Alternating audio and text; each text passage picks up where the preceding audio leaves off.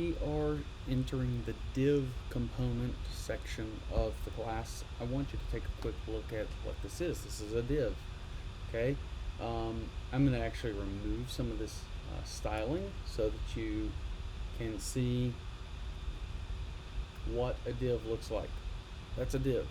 Literally, the div is can be transparent. You won't even know that it's there. In fact, outside of this, I can actually put the phrase, "This is not a div," save that, refresh, and then you can't tell the difference between the div and not div other than the text that says what it that indicates where one is. So I'm going to go about putting this styling back in, save it, and just kind of show you that a div is a box, but it's a box that collapses to the text, the content in it vertically, but it spreads all the way across the page unless you put constraints on it, similar to other items like a paragraph. A paragraph is actually similar to a div, and then I would just say paragraph, and then I could do the same ID equals show me,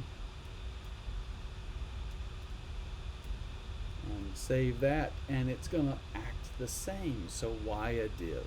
Well, we're going to be exploring why a div throughout this project and throughout this process as a layout and design element. But for the most part, you can see that you can use other elements. These are called block level elements. They use an entire block all the way across the browser rather than being an item level.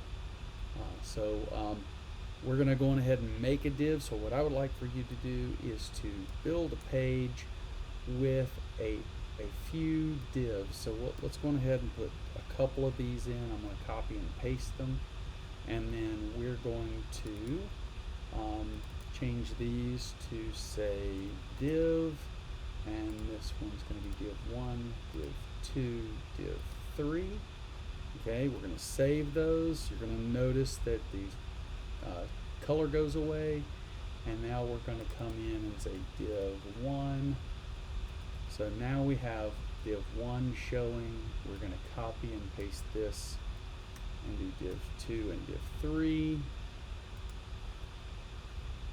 Let's do div 2, div 3, and let's do light, let's do purple. And then we'll do light, we'll do red, or we'll do pink, hot pink. Yeah, let's do hot pink. We'll save, we'll go out, and we'll refresh, and you notice that we've got this stack of items that are on top of each other. You notice there's no space between them. So now we've got all that. We did put a border around them so you can differentiate. If we take these borders out, remove those, save it, they'll collapse and just look like 3 stripes. Okay, so why don't you go ahead and build that, and we'll revisit this here in a few minutes, and or in the next video, and then give you something new to add to your plate.